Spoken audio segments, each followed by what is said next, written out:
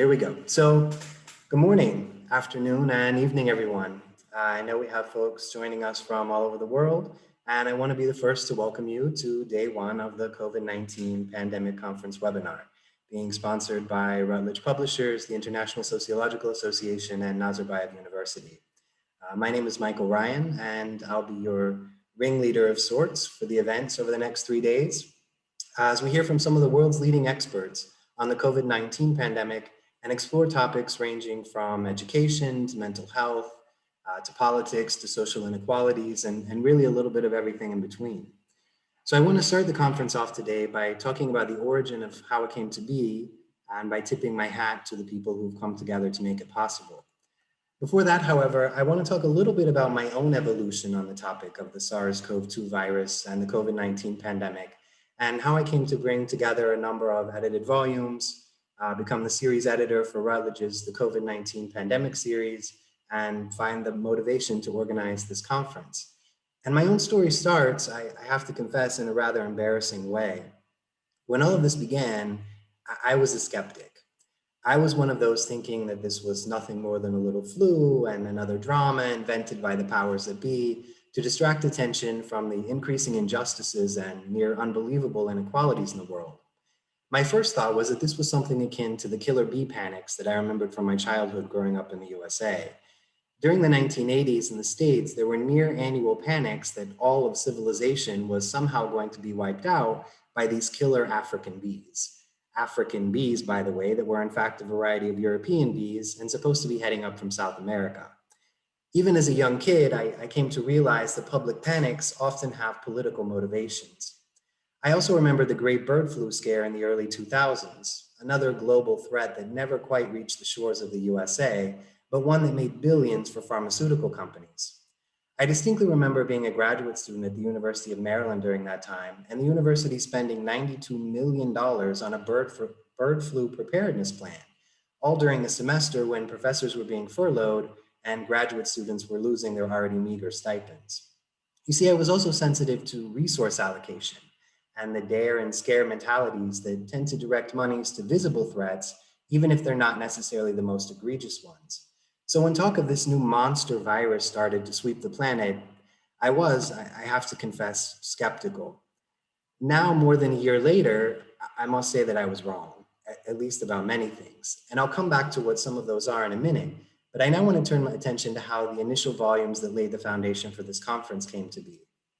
So once I became woke to the fact that this pandemic was a thing, it wasn't just a lot of hype, and that this was something that was going to have far-ranging, long-lasting social implications, I started thinking about pulling together a group of sociologists to create a volume on the sociology of COVID-19. I whipped up a quick draft proposal, sent it off to Routledge, a publisher I'd successfully worked with on my last edited volume on trans lives in a globalizing world, and within a day, they'd already responded with interest. So by April 11th, just 1 month after the World Health Organization had officially declared COVID-19 to be a global pandemic, I had shared a call for papers. The responses I got were overwhelming, really overwhelming, both in terms of quantity, but also in terms of quality and global range. I'd initially expected maybe a dozen or so submissions, presumably all from sociologists, and I was assuming primarily from the USA. Again, I was wrong. What I ended up with were nearly 100 proposals from a broad range of social scientists, sociologists, yes, but also anthropologists, political scientists, psychologists, economists, even an epidemiologist. And I realized that a narrow volume focusing on the sociology of the pandemic was the wrong approach. And so after a conversation with Routledge, the initial single volume was expanded into 2, and the focus grew from sociology to social science.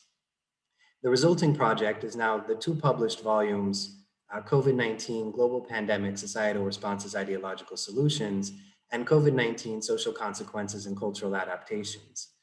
Those 2 volumes represent the work of more than 50 of the leading social scientists from across more than a dozen countries across 5 continents. This conference builds off the work of that incredible scholarship. The breadth and depth of the scholarship to be presented over the next 3 days is matched only by the intellectual and global scope of the presenters themselves. The insights presented in this conference will have much to offer, not just to an understanding of the ongoing world of COVID-19, but also to helping us rebuild and better shape, at least I hope better shape, the world beyond. So as I said before that I was wrong about many things. Most clearly, I was wrong about the impact of the virus and the associated pandemic and what that would mean to the world. And when I'm wrong, I'm really wrong. In other ways, however, many of my initial concerns have unfortunately panned out. Thus, while the virus, an infectious entity, has wreaked havoc on the world, the pandemic, a social classification, has arguably done worse. And the sendemic, the meeting point between the medical and the social, has marked a generation. In fact, all living generations. My initial concerns about the pandemic being used to distract attention from other social issues, it turns out, wasn't so far off the mark. Thus, while global poverty has increased for the first time in more than a decade, we're simultaneously witnessing the fastest accumulation of wealth in the hands of a few men, and it's important to note that they are men, in recorded human history. 100 million is a number that could describe those already pushed into extreme poverty, additional people pushed into extreme poverty as a direct result of the pandemic. 100 billion is a number that could describe the increase in wealth for Jeff Bezos or Elon Musk just since the pandemic began. Social economies are struggling, but certain individual economies are soaring. My concerns about the pandemic being turned political have also held weight, unfortunately. Whether it's Bolsonaro in Brazil, Orban in Hungary, Modi in India, or then President Trump in the USA, politicians the world over have taken advantage of the pandemic for their own political gain. Laws have been passed under the table, bases have been rallied against enemies, both real and mostly fictitious, and pressing social issues have been swept under the rug. The emerging use of vaccines as tools of foreign policy have also become increasingly apparent. Virtually no aspect of the pandemic has not been made political. In the end, the pandemic has done much to highlight global inequalities.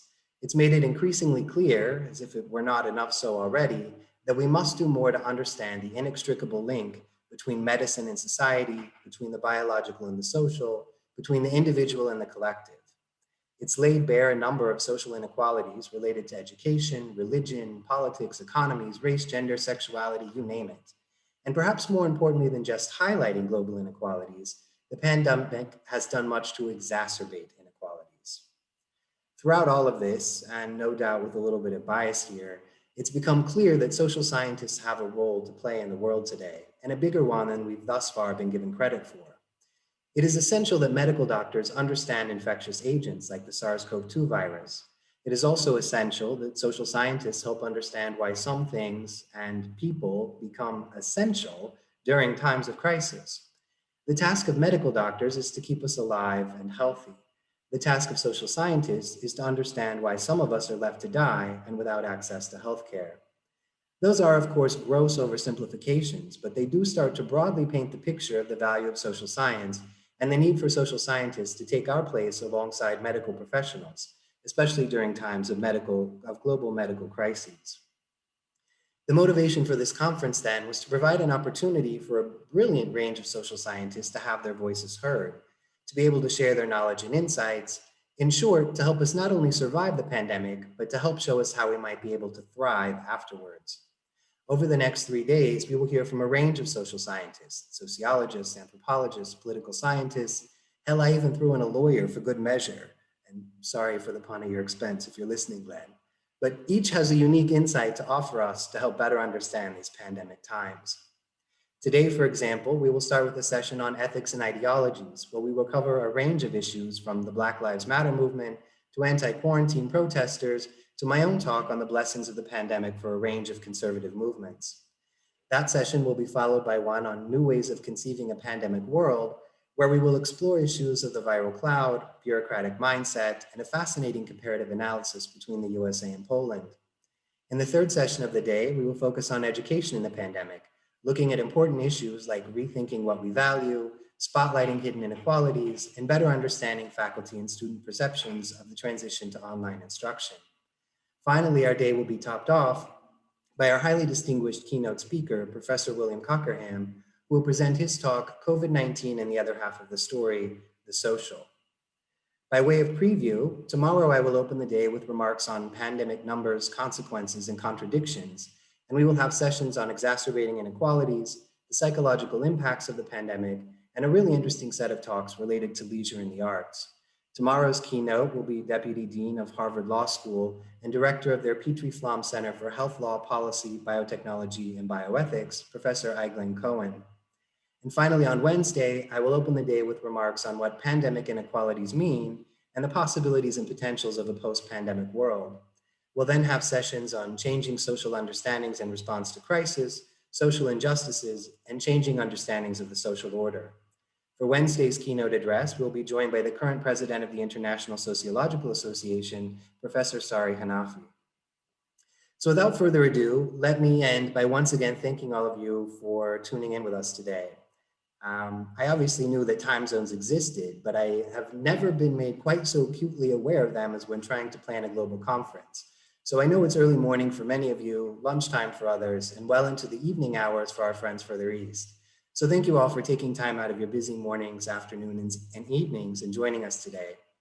I truly believe that the scholarship lined up for the next 3 days is something unparalleled, at least from what I have seen, and I very much hope that you will agree.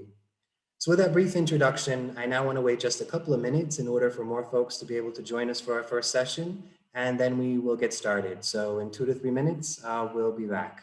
Thank you.